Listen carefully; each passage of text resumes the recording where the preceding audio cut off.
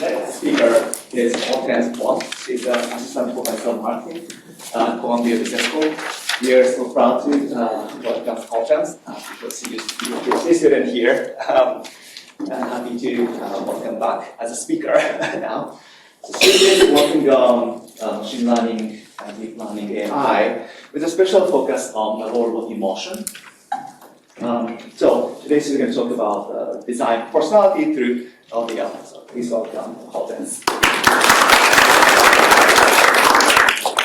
Thank you for that introduction, and thanks for having me. It's really an honor to be here. I remember as a PhD student, I actually TA'd for one of the YCCI projects, and I guess I didn't even realize at the time, but it really had a big impact on my subsequent research and really, I think, shaped what I was interested in studying, because at that time, there was a lot of this conversation about interest in HP and emotion and advertising, and clearly, as Kosuke said, that's really become a core part of my research. So mostly I study creative content, and so I think about content within ads, I think about the content within the context in which ads are placed, and different behavioral outcomes that we care about, emotion being one of them, and today I'm going to talk about personality, brand personality in particular. So this is work with Ankit Sisodia, who actually was also a PhD student here at Yale, who is now an assistant professor of marketing at Purdue, as well as Jamie Zhang, who is a PhD student at Chicago Booth. And today I'll be talking about audio and personality. And when I talk about audio today, specifically I'm really thinking about audio logos. So we can think about this framework that I'll discuss being broader and also thinking about music, background music for ads, let's say. But today I'm going to focus on audio logos, and we're going to think about how the design of audio logos really influence our perceptions of a brand.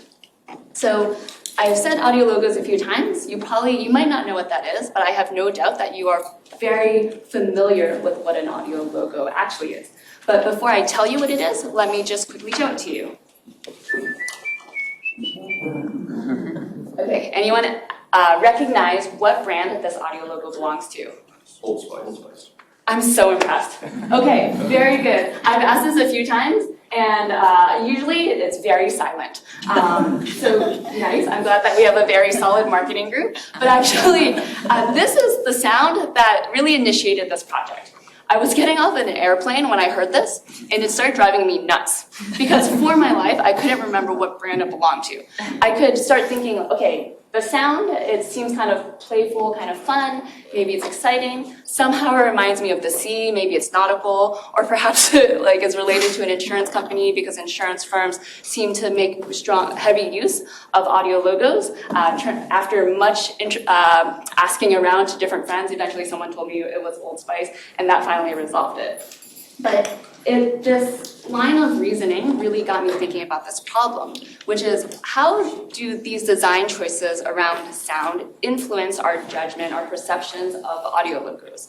So this is what we're going to study, and it's a good time to study it because audio logos, sonic branding more generally, are really growing in prevalence. And the reason for that is because we're consuming a lot more media through the auditory channel. So you can think about music streaming, you can think about voice-assisted devices, you can think about podcasts.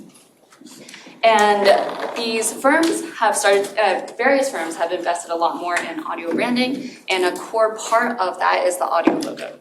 So now that I've shown you what an audio logo is, let me just quickly tell you, you can think about it as a brief audio asset that is designed to convey a brand's identity quickly. So typically, these are just a few seconds long. And over 50% of leading brands use an audio logo. And a reason that firms like to use audio logos is because people react much more quickly to sound, so 20 to 100 times faster than words or images. And there have been studies that have looked at when you use an audio logo versus not in various advertising contexts. So Tostitos, in conjunction with a sonic branding firm, decided to study this. And so Tostitos invested a lot in designing an audio logo. It came out quite fun. I'm not sure if you're familiar, but there's like a sound of a chip breaking, and then they also used the lid of the salsa as like a drum, and that's contributed to the audio logo for Tostitos. And they conducted some studies that found that incorporating an audio logo increased the ad appeal by 38%. It increased the ad recall by 38%, improved brand appeal by 18%, and also made the brand come off as more fun. And it used to be that typically we thought about, okay, one brand, one audio logo, but that's not necessarily the case. So increasingly, firms are starting to adopt multiple versions. So for example, MasterCard when I read the study, they had over 300 versions of their audio logo, but I was talking to the firm that they work with, and now they have thousands of versions. And the reason that they have so many versions is because they will play these logos in different contexts. So typically, what stays the same is the melody, but then maybe the speed will change or the timbre of it will change in different advertisements, in different, say, points of payment. So I don't know if you've noticed, I notice it now a lot because I studied this. When you pay with your MasterCard and you're at that point of payment, you'll hear the logo, and it might differ depending on if, say, you're at a coffee shop or if you're shopping at Best Buy. So let me just show you 2 examples here to give you a sense of what I mean. This one, and here's the second. So probably you felt different things when you heard those 2 sounds. You probably you had different thoughts. So perhaps the first one you think, okay, this is kind of more fun, I don't know, classic, traditional. The second one, it was slower. You're thinking maybe more sophisticated, maybe a little bit more elevated. And the question is, well, what is it about these sounds that drive these different perceptions? Here, I talk about a brand's identity, but what exactly do I mean by that? What information do audio logos actually convey? I didn't really know when I started out, so I went to my behavioral colleagues and asked them. They also didn't know. They just said, throw in the kitchen sink. So my solution here was, let's take it to the audience. Let's survey a bunch of consumers and see what they think. So what we did here was we collected a huge set of audio logos, originally about 700, and we did this in conjunction with a sonic branding firm, Sonic Branding, and we asked people to listen to these audio logos and just give us the first words that came to mind. But importantly, first we asked them if they were familiar with this audio logo and associated with a brand. If they said yes, we excluded those responses because what we wanted here was a very clean relationship between the sound and the perceptions, the sound and the perceptions, the words that came to mind. And when we looked at the roughly 13,000 tags of the 600 logos that survived that people weren't necessarily familiar with, or at least couldn't associate the sound with a particular firm, we found that 39% of those words related to brand personality, 15% related to industry, 13% to emotion, and 9% to musical qualities. So given this, we decided to focus our research here first on brand personality. So for example, a word that often came up in the survey was the word fun. And so clearly there's something about the brand identity in terms of its personality that's coming through in these audio logos. So that led us to our research question, which is simply, how can firms design audio logos to elicit more of a specific brand personality? So when I say brand personality here, you can think about things like sophistication, ruggedness, sincerity. And you might first say, well, why don't we just go ask the experts? Can't we directly ask a sound designer, or perhaps even Gen AI, to generate audio logos that elicit a specific brand personality? Of course, a very reasonable thing to do. And there are some reasons that you might think, no, I'm going to list them here, but then we're going to test this and see if it's actually true. So if you think about going to professional sound designers, audio logo designers, first, it might not be clear how to elicit some brand personality traits. So I know we're not audio logo designers here. Maybe some people are, but if I ask you, what sounds sincere? It's very obvious, right? And then even if these designers have an idea, that intuition might not be correct. And then the final bit is maybe some of the intuition is correct, but maybe this maps onto a very narrow set of musical qualities, whereas there's a much broader mapping that we could consider, but which isn't obvious, which isn't used. So let's take this to the data. So we're gonna test this. We don't know that we're gonna necessarily learn more from the data than what sound designers necessarily already know. So we'll see what happens. We also did try to use Gen AI to generate logos to elicit more of a specific brand personality. So here are some of the cutting edge models. So 11 Labs, Audio LDM, Suno, and we found that these models, they're not quite there yet, and for various reasons. So first, they couldn't understand the brand personality traits. Second, oftentimes, when you think about a firm wanting to change its audio logo, it's not necessarily starting from scratch. It might start with some existing logo, and it's not necessarily a rebrand, but maybe it's adapting to different contexts, or maybe there is some shift of focus. And so they want to start with some existing audio logo. There can be quality issues, so there can be these short clips that end up sounding very disjointed, and typically these models were not created to generate these short clips. They were created to generate long music, and so oftentimes what would be produced would be, say, like 30 seconds, a minute, 2 minutes, but what we want were just a few seconds. So for these reasons, we decided to go a different path, and really the goal here is to first think about how to extract data-driven insights. So we collected a large set of audio logos. We're going to extract a bunch of mid-level features. Honestly, this is one of the hardest parts of this because there are thousands of ways to represent audio. So what are the features that we should be thinking about? And here we looked at music theory. We worked with our industry partner in order to figure out what features are important. Then for all of these audio logos, we collect the brand personalities through the survey. And then we train some model that's very flexible to learn the relationship between these many features as well as these labels. And finally, we test it. So we provide some designers these data-driven insights, others not, and we say, okay, can you create a logo that elicits more of X? And then see what happens. So let's walk through these in a little bit more detail. The first thing we did was assemble this data set of about 700 audio logos. And so these audio logos covered a wide range of industries. This is a data set that doesn't exist, but we'll of course make this publicly available. And these logos range in length from a half second to 19 seconds, the average length here being between 3 and 4 seconds. And so here's our data, and then we needed the outcome variable. And our outcome variable of interest here are brand personality traits, and we're going to follow Auker's 1997 framework. So she proposed 5 main factors: sincerity, excitement, confidence, sophistication, ruggedness. Within each of these higher level factors, there are some underlying traits, and then there are a total of 42 words that basically map into these 5 high level factors. So then for this data set, we needed to collect the brand personality traits. And this I already alluded to earlier. I just want to make it very clear. What we did here is first we had people listen to the audio logos and we asked them if they had heard it before. And only if they said no did we incorporate that data into our analysis. And the reason is because we don't want people's prior familiarity with a brand. So, if McDonald's, you probably all know that audio logo, and you're going to have some perceptions of McDonald's. We don't want that prior association to enter this. So we're going to only take the audio logos where people don't know that it's related to a brand and incorporate that in our analysis. Then to identify brand personality traits, we're going to use the words that Auker provided, those 42, and have people identify the most relevant words. This itself actually was a small innovation for us because there are many ways to actually collect this information, and it was really helpful to talk to my colleagues to learn the best way to collect this in a survey.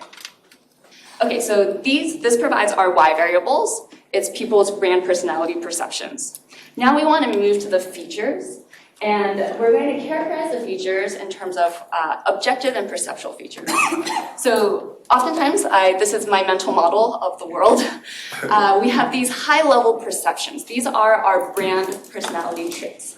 This is what we're interested in, but the problem is it's really unclear how to manipulate these traits. So we could think about using very low-level features, which is, you can think, okay, what is sound? Sound is nothing but a distribution of frequencies over time. The problem is here, it's really hard to link these low-level features, so I'm going to change this frequency at this time to be able to link that to those high-level perceptions. So instead, we're going to go through this set of mid-level features. So mid-level features, they're humanly interpretable, or they're interpretable to humans. they link easily to the sound, but also importantly, they link to the high-level perceptions. So these are design features that would be very easy to communicate. And we're going to have two sets of features, which we came up with our industry partner.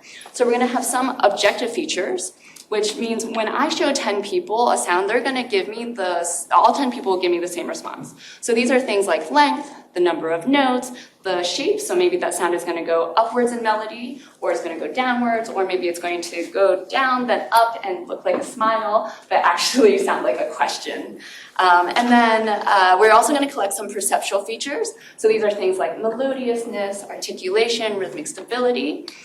The objective features, we're going to get them human labeled because we don't expect much variation on that front. However, these perceptual features vary a lot. They're much more subjective. So if I give 10 people one sound, I might get 10 different answers. So this is a case where I think actually having a model is really helpful because it aggregates many different opinions and looks at some average. Instead of having to ask a ton of people, we can have a model provide us these features.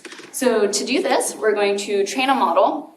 We're going to borrow a data set that's already been curated that has a lot of music. It has these different perceptual features, melodiousness, articulation, so on and so forth. And we're going to learn this relationship. So take that audio, convert it to some low-level representation, put it through a deep learning network, and then have it predict the perceptual features. And what we find is the correlation between our prediction and what the ground truth human said is about 0.7. And so this is comparable to the best metrics we saw in the literature. So we're happy enough with this. So now we have our X variables. So Y, we have our brand personality perceptions, and in terms of X's, we have these various objective and perceptual features. So now we can think about trying to link these two. What are the changes in those objective and perceptual features that lead to different brand personality perceptions? For this, we're going to use a very flexible model that is particularly good with dealing with categorical data. So I think when people think about machine learning, now they often like to say, why don't you throw an XGBoost or like a random forest? In our case, those models are really good when you have continuous data, but when you have more categorical data, these models are going to penalize those categories. So we're going to use categorical boosting instead to to learn these relations. But of course, the issue of these models is they're not very interpretable. So we're going to use some interpretability methods to learn what's important here. So one thing we can do is we can learn the feature importance of these different objective and perceptual features and see how much they contribute to people's sincerity perceptions. So here I'm just going to show you one example. We can do this for any of the set of features, for any of the brand personality traits. But here you can see that if we look at perceptual features and how they relate to perceptions of sincerity, the things that matter most are melodiousness and minorness, and the things that matter less would be, say, rhythmic stability and articulation. And then we can also talk about the directionality of these different features and perceptions. So this is an example we actually provided to audio logo designers in our experiment. So here on the left, we have things that increase the sincerity. On right, we have things that decrease the sincerity. So on the left, for example, if you use aerophones or if you use idiophones, that helps increase perceptions of sincerity. If you use major mode, if you use vocal logos. So I thought that was kind of interesting. It seems that when there's some sort of vocal element, people seem to have like a greater, you can think, trust in it, which kind of intuitively makes sense. And then perceptual features that help are, for example, when you increase the melodiousness, when you increase the tonal stability. I know we're not all music theorists here, so not all of this might make sense, but you get the idea. And then on the other side, we can also see what decreases sincerity. So when you use electrophones, which just means you use any sort of like electronic instrument, that's going to hurt perceptions of sincerity.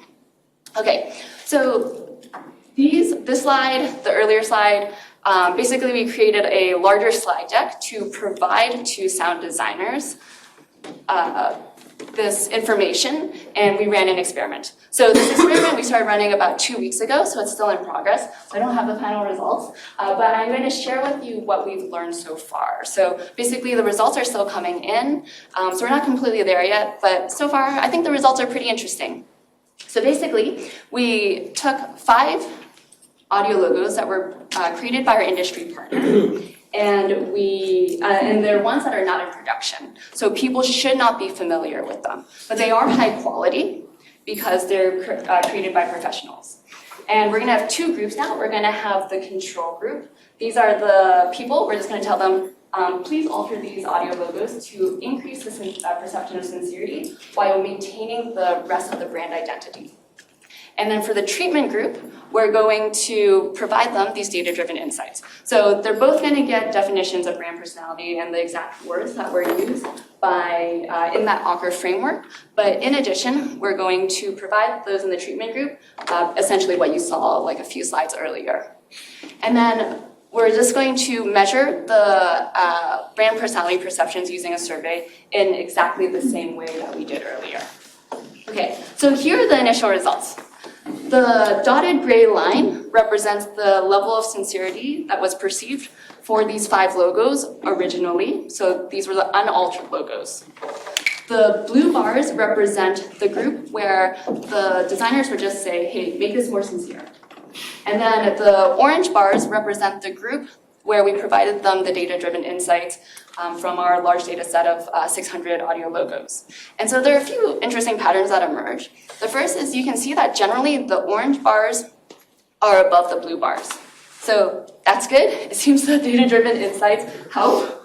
The second is when you compare those orange bars to those dotted gray lines, you can see also, for the most part, they're above. For logo 5, you can say maybe they're roughly the same. Interestingly, for the blue bars, some of them are lower than the dotted line. So this suggests that maybe some of the intuition that these designers originally had about what increases sincerity isn't quite right. And so our next step here will be to, of course, finish the experiment and get all the results. But then also it'd be interesting to look at what are the features that people are manipulating that aren't actually aligned with what we learned in the data. And so what are these biases?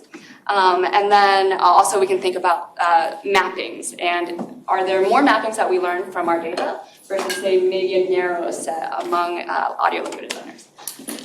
All right, so I wanted to end with this quote from a audio logo designer, Paul Sumter, who is the creator of the Futz Butler, and I think he captures several ideas I want to communicate. So he says, music can instantly communicate subconscious emotions and personality in a way a visual logo can never do, and in a way that's more immediate and deep-rooted.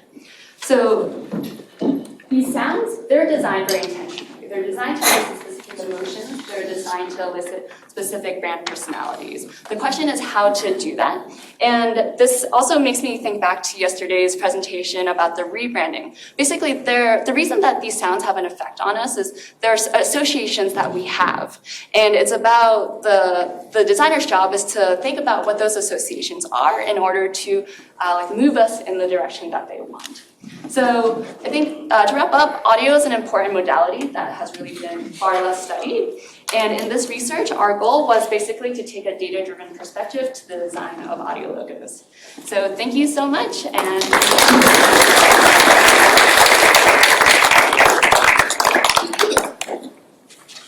any questions? Can you provide an example of a mobile logo that's in market now? yeah, so you can, I'm going to be embarrassed, but yeah. I was trying to think of one and I couldn't. Or we are farmers.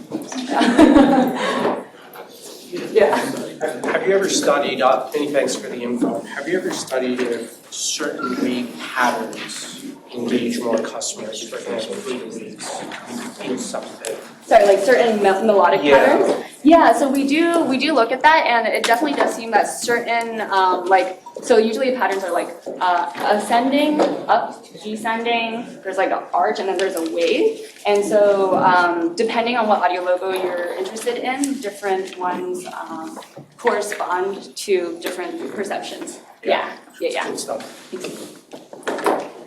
Thank you.